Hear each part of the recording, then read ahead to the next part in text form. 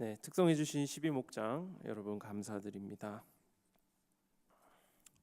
굉장히 오래간만에 이 자리에 서는 것 같습니다. 여러분 제 얼굴이 조금 어떻게 펴졌나요? 아니면 조금 더 인생의 어떤 그런 어려움을 아는 것 같이 좀 어두워졌나요? 네, 여러분이 평가하시기 바랍니다. 어, 다들 아시다시피 저는 최근에 한 달간의 긴 신혼여행을 마치고 뉴질랜드로 돌아왔습니다. 약 2주 반 정도 동안 여러 나라들을 여행하면서 많은 것을 보고 느끼고 또 쉼을 갖고 난 뒤에 이제 한 열흘 남짓 한국에 머물러서 이제 양가 친척들과 지인들에게 인사를 드리면서 분주한 시간을 보냈습니다. 짧은 시간이었지만 그리운 사람들을 다시 보는 것은 참으로 값지고 귀한 일이라고 생각이 들었습니다. 신혼여행을 하면서 많은 분들께서 미리 말씀해 주시고 미리 예상하셨던 것처럼 저와 제 아내 사이에는 몇 번의 갈등들이 있었습니다. 아무래도 완전히 다른 삶을 살아왔던 그 둘 사이에 아무런 갈등도 없을 것이다라는 생각은 저도 하지 않았지만 그래도 상상조차 하지 못했던 부분들에서 생각의 차이를 좀 발견을 해서 조금 어려웠던 그런 시간들도 있었습니다. 그 중에서 좀 가장 좀 힘들었고 제일 좀 크게 왔던 것 중에 하나는 두 사람의 여행하는 방법에서 오는 것이었습니다. 저는 이제 여행을 할 때에 별다른 계획을 세우지 않습니다. 뭐 많은 남성분들이 그러시겠지만 별다른 계획을 세우지 않고 여행을 떠납니다. 뭐 많이 짜봐야 뭐 제가 갈 여행지들, 목적지, 뭐 교통 아니면 머무를 숙소 뭐 그 정도만 짜놓고 나머지는 자유롭게 즉흥적으로 좀 움직이는 여행을 좋아합니다. 음식도 아무데나 그냥 들어가서 먹고 현지인들이 사는 생활 패턴을 이렇게 주시해 보다가 좀 따라하는 것을 좀 좋아하는 편입니다. 딱히 뭘 봐야겠다, 이곳에 가서는 뭐 이걸 봐야 돼, 이곳에 가서는 이걸 먹어야 돼, 이런 욕심이 없기 때문에 전반적으로 느슨하고 좀 이렇게 플렉시블한 그런 여행을 즐기는 편입니다. 그런데 반면에 제 아내는 많은 부분에 있어서 이제 미리 계획을 하고 검색을 하고 꼼꼼하게 따져보면서 무엇을 먹을지 무엇을 할지 시간을 어떻게 보낼지 꽉꽉 채워서 바쁘게 움직이는 것을 좋아합니다. 네, 태생이 저는 굉장히 게으르지만 그 스케줄에 따라가려니까 제가 많이 힘이 들더라고요. 아무튼 여기에는 티라미수가 그렇게 맛있대. 여기 와서 어떻게 티라미수를 안 먹고 갈 수 있겠느냐부터 시작해서 여기서는 꼭 이걸 먹어봐야 해. 라면서 이제 수많은 이 블로그들 있잖아요. 인터넷에 나와 있는 블로그들을 검색을 하면서 고생하더라도 먹고 즐기고 가야만 하는 그런 스타일입니다. 굉장히 존중합니다. 네. 아무튼 저는 그래서 이번에 우리가 신혼여행을 온 것인지 아니면 뭐 맛집 탐방을 하러 저 외국에 나간 것인지 구분이 안 될 정도로 이제 먹다가만 온 그런 기분이 들기도 했습니다. 보시면 아시겠지만 조금 살이 오른 것도 왜 그랬는지 대충 짐작이 갑니다. 아무튼 이렇게 너무나도 상반되는 여행 스타일을 가지고 있던 저희 둘은 여행 기간 동안에 몇 번의 갈등이 있었습니다. 그리고 그 몇 번의 대화와 다툼 끝에 합의점을 찾았고 그 이후부터는 서로를 조금 더 이해하고 배려하는 모습으로 별탈 없이 나머지 여행을 은혜 가운데 잘 마치고 돌아왔습니다. 여러분 오늘 본문은 로마서입니다. 로마서인데 왜 이런 여행 얘기를 하는가라는 궁금증이 생기실 수도 있겠는데 로마서는 이 사도 바울의 사역 막바지에 기록된 서신서입니다. 그래서 그런지 다른 서신서들보다 더 견고하고 사도 바울의 신학적 견해가 가장 크게 드러나는 그런 어떤 서신서 중에 하나입니다. 우리가 자주 들었지만 난해해서 내용은 그렇게 잘 이해할 수 없는 뭐 예정론이라든지 뭐 인간의 자유의지, 이신칭의 등등 굉장히 복잡한 그런 신학적인 요소들이 많이 쓰여져 있는 이 로마서는 사도 바울이 살아생전 기록했던 책들 중 가장 뛰어나다라고 평가되어지기도 하는 책 중에 하나입니다. 여러분 이 로마서가 기록될 당시에 로마 교회의 상황은 저희의 어떤 그런 신혼여행의 모습과 꽤나 흡사한 상황 가운데 처해 있었습니다. 서로 완전히 다른 두 부류의 사람들이 새로운 상황에서 부딪혀서 갈등이 일어나던 상황이었다라는 것입니다. 이 상황에 대해서 작년 새벽 기도회 로마서 본문 때에 제가 간략하게나마 나눈 적이 있습니다만, 오늘 말씀을 조금 더 쉽게 풀어나가기 위해서 그때 당시 로마 교회의 배경을 조금 더 구체적으로 여러분들께 알려드리도록 하겠습니다. 여러분, 우리가 아는 이 로마의 교회가 언제 어떻게 누구에 의하여서 세워졌는지는 아쉽게도 우리가 알 수가 없습니다. 하지만 이 초대교회, 로마의 초대교회가 생겨나기 이전에 이 로마에 살고 있었던 유대인의 인구가 약 한 4만 명에서 5만 명 정도였다라는 것을 두고 보았을 때, 로마에 있는 초대교회는 유대인의 색깔을 많이 띠고 있었을 것이다 라는 것을 추측해 볼 수 있게 됩니다. 그리고 그 유대인의 색깔을 띠고 있던 이 많은 초대교회들이 하나 둘씩 생겨나는 와중에 로마에서는 한 가지 큰 사건이 일어나게 됩니다. 그것은 바로 클라우디우스 황제가 유대인들을 로마에서부터 몰아내자라는 추방령을 내리게 된 것입니다. 이 많은 유대인의 색깔을 띠고 있던 이 많은 초대교회들이 유대인 어떤 그런 지도자들에 의해서 운영되어지고 있다가 하루아침에 이 추방령이 내려지자 리더들 및 많은 유대인들이 추방당하게 되는 그런 어처구니 없는 큰 사건이 일어나게 되는 것입니다. 그래서 이러한 민족 대이동이 일어난 후에 얼마 지나지 않아서 이 로마의 글라우디오 황제는 죽게 됩니다. 그리고 자연스럽게 그가 세워놓았던 그 유대인들을 향한 그 추방령이 이제 철회가 되면서 추방당했던 유대인들은 하나 둘씩 로마로 돌아오게 됩니다. 자, 그런데 여기서 또 굉장히 재미있는 광경이 펼쳐지게 됩니다. 자신들이 없으면 돌아갈 것 같지 않았던 그 로마 교회들이 돌아와서 보니까 이방인들에 의해서 너무나도 잘 운영이 되어지고 있었던 것입니다. 운영만 되어지는 것이 아니라 심지어 교회가 굉장히 많이 성장을 해 있는 것입니다. 그리고 자신들이 그토록 고수했던 그 유대인들의 율법주의적 신앙의 색깔은 교회 내에서 점점 이제 사라지고 퇴색되고 있는 모습에 유대인들은 적잖이 충격을 받게 됩니다. 자신들이 실세라고 생각했던 이 로마의 교회가 이제는 더 이상 그들을 실세로 받아들이지 않는 그런 현실에 유대인들은 많이 낙심이 되었을 것이다 라고 생각이 되어집니다. 그리고는 저와 제 아내가 겪었던 가치관의 차이 때문에 생겨났던 다툼과 그런 갈등들처럼 이들도 이제는 서로 간에 많은 갈등과 어려움들을 겪고 서로 이제 조율을 해나가야 하는 그런 상황에 처하게 되어버린 것입니다. 여러분, 이러한 외부적인 사건들 때문에 로마 교회는 자연스럽게 이제는 이방인이 주를 이루는 교회가 되었습니다.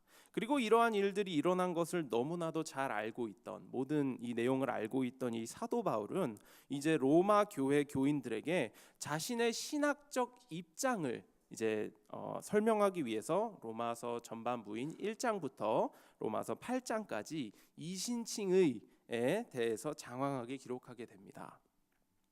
자신이 복음을 올바르게 이해하고 있고 오해나 편견을 가지고 자신을 바라보지 않아주기를 바람으로써, 또 그래서 든든한 이 로마 교회라는 지원군을 얻어서 자신이 가고자 계획했던 그 스페인 선교 활동에 그들이 든든한 후원자가 되었으면 하는 마음에 사도 바울은 여태까지 자신이 다듬어 왔던 그 바울 신학의 결정체를 쫙 펼쳐서 로마 교인들에게 딱 보여주게 되는 것이 이 로마서 전반부의 말씀인 것입니다.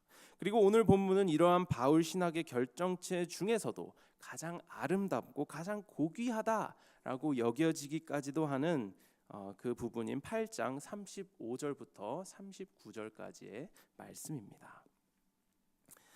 여러분, 사도 바울은 6장부터 8장까지 이신칭의 이후 신자의 성화의 과정에 대해서 이야기합니다. 우리가 잘 알고 있는 그 성화의 과정, 성화, sanctification. 즉 예수 그리스도의 발자취를 따라가면서 그의 고난에 동참하고 그 고난들을 이겨냄으로써 더욱더 예수님을 닮아가는 그 과정에 대해서 사도 바울은 이야기하고 있는 것입니다. 로마서 8장 12절 13절 말씀 우리 함께 읽어보도록 하겠습니다. 그러므로 형제들아 우리가 빚진 자로 돼 육신에게 져서 육신대로 살 것이 아니니라. 너희가 육신대로 살면 반드시 죽을 것이로되 영으로서 몸의 행실을 죽이면 살리니. 아멘. 우리 마음이 내키는 대로 또 우리 안에 수시로 일어나는 그런 탐욕과 욕망, 이기심, 질투, 이 모든 악한 것들이 우리 삶을 그냥 지배하도록 내어주지 않고 온전히 씨름을 하면서 거룩한 삶을 유지하면 죽지 않고 살 것이다 라는 그런 신자가 지켜야 할 행실에 대해서 8장 12절 13절에 사도 바울은 이야기하고 있습니다. 이 세상을 거스르며 살아가는 것이 때로는 죽을 만큼 괴롭고 힘들지라도 우리가 편하고 쉬운 삶을 거부하고 하나님을 생각하면서 이 좁은 길을 택했을 때 우리에게 비로소 참 생명이 주어진다라는 말을 선포하고 있는 것입니다.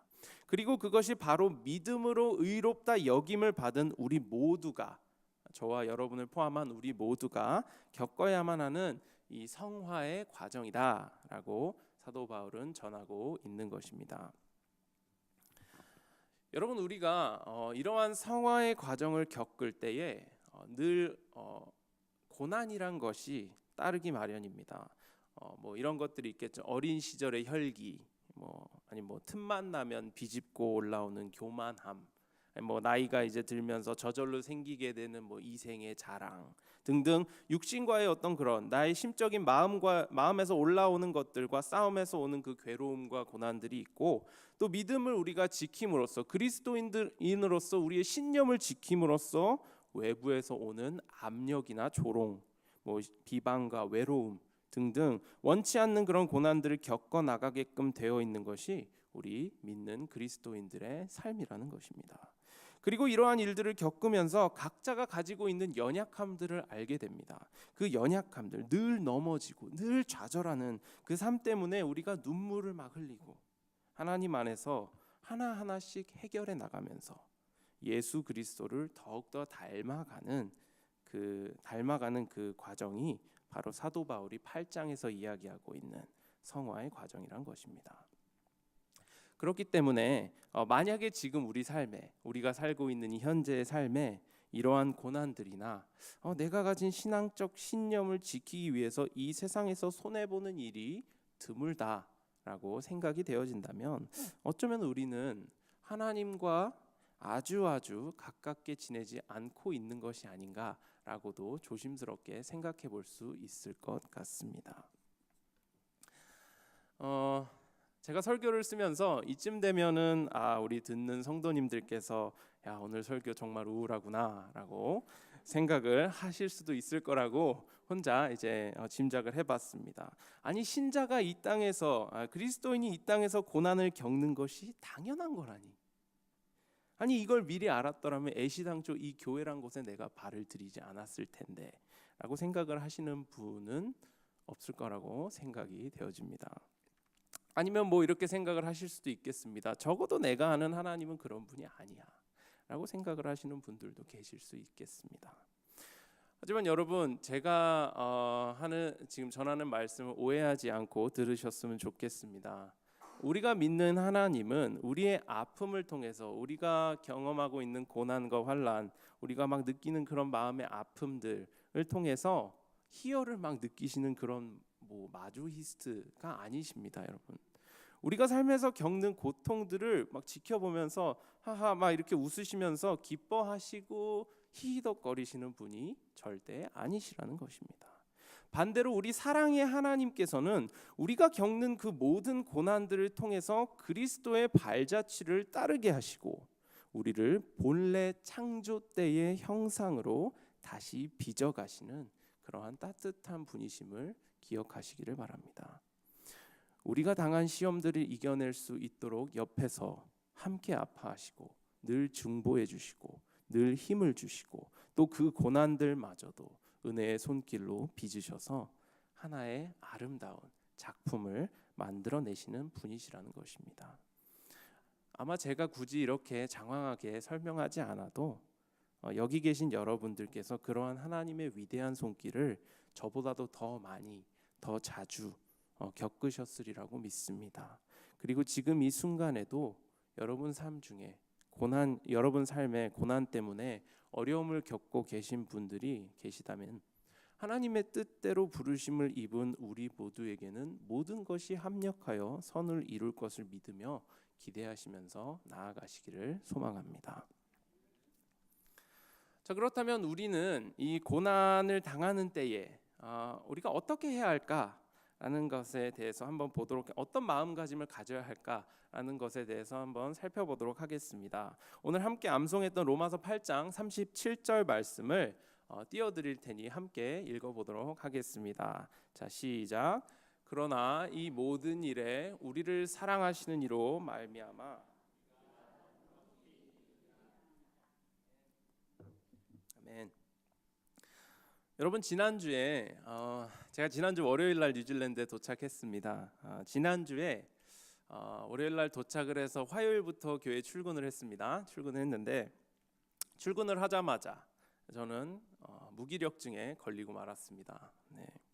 뉴질랜드에서 돌아와서 한 3일에서 4일 정도 동안 지난주 말까지 이 무기력증에 시달렸는데 아마도 뭐 이제 여러 가지 이유가 있었을 것 같습니다. 시차 적응이란 게 있을 수 있고요. 뭐 긴 여행 중에 쌓였던 피로 뭐 이런 것 저런 것 때문이 아닌가도 생각해 봅니다. 그리고 또 제가 이제 자리를 비운 동안 같이 사역하시던 문전도사님도 사역을 내려놓으시면서 그 빈자리를 통해 제가 느끼는 어떤 그런 부담감이 좀 배가 된 것 같다라고도 생각되어집니다.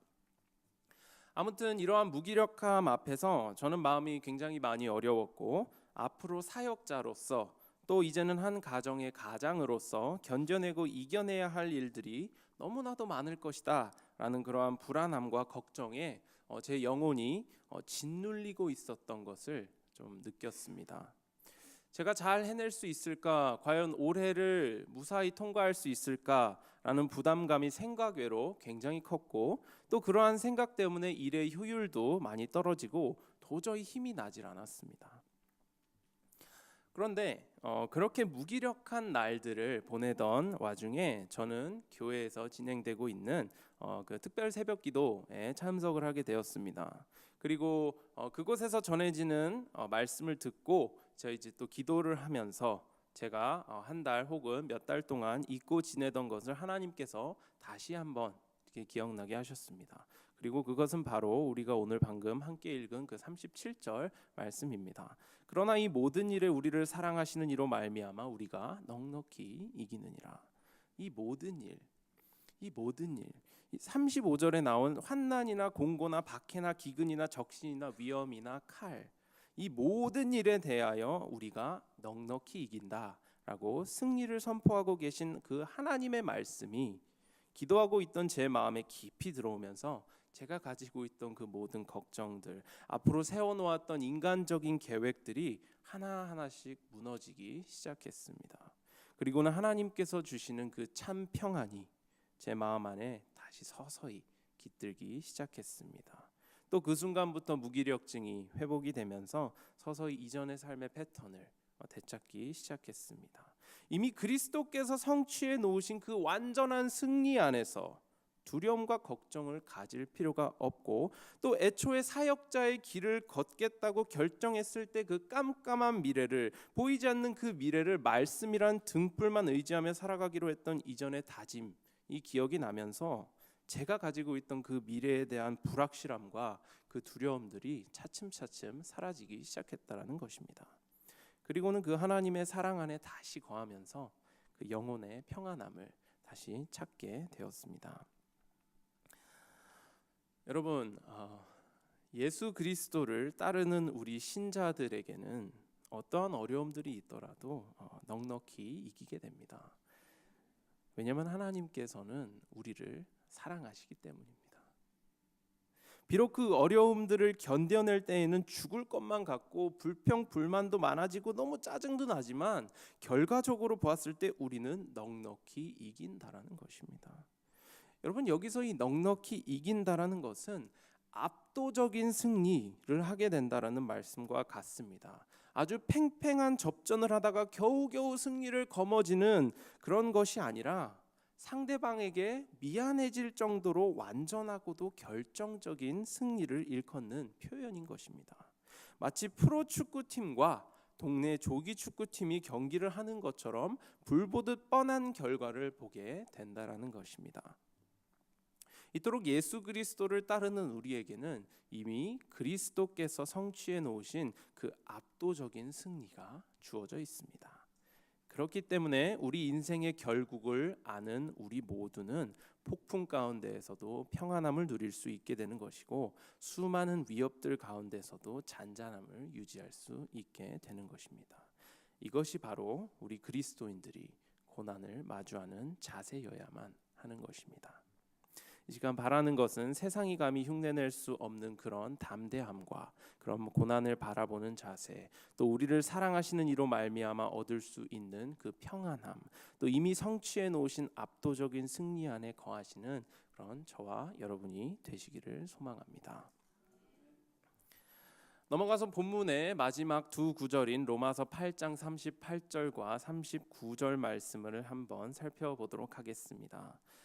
먼저 사도 바울은 내가 확신하노니 라는 말로 38절 말씀을 시작을 합니다. 물론 로마서 기록 당시에 사도 바울이 이제 구절 표시를 했던 것은 아닙니다. 여기 38절이 시작해서 이렇게 한 게 아닙니다. 아니지만 그 이후에 나오는 내용들에 대한 확신함이 자신에게 있다라는 것을 이 로마 교인들에게 알려주고 있다라는 사실을 우리는 쉽게 알 수가 있습니다. 이제 어제와 오늘 이 특별 새벽 기도회 때에 담임 목사님께서 외부 행사 참석으로 인해서 화요일에는 제가, 또 수요일에는 박기훈 목사님께서 기도회 인도를 했습니다. 화요일에 이제 제가 말씀을 전할 때에 사도행전 21장과 24장에 대해서 이제 간략하게 나누면서 사도 바울이 위험을 무릅쓰고 유대 선민 사상과 율법주의의 요충지인 예루살렘에 올라가서 복음을 전했다라고 말씀을 드렸습니다. 그리고는 그 주변에 그 수많은 사람의 만류에도 불구하고 그렇게 무모하게 가야만 했었던 그 바울의 내면의 동기는 과연 무엇이었을까? 우리가 한 번쯤은 생각을 해보아야 한다라고도 말씀을 드렸습니다. 여러분, 저는 그 개인적으로 사도 바울의 복음을 향한 그 뜨거움은 오늘 이 38절과 이 39절에 나오는 확신 에서 나온다고 생각합니다. 그 확신이 어떠한 것인지 우리가 함께 38절과 39절 말씀 읽어보도록 하겠습니다. 내가 확신하노니 사망이나 생명이나 천사들이나 권세자들이나 현재의 일이나 장래의 일이나 능력이나 높음이나 깊음이나 다른 어떤 피조물이라도 우리를 우리 주 그리스도 예수 안에 있는 하나님의 사랑에서 끊을 수 없으리라. 아멘. 여러분, 여기서 사도 바울이 확신하고 있는 그 어떠한 것은 바로 주 그리스도 예수 안에 있는 하나님의 사랑에서 우리를 끊을 수 없다라는 그의 확고한 믿음입니다.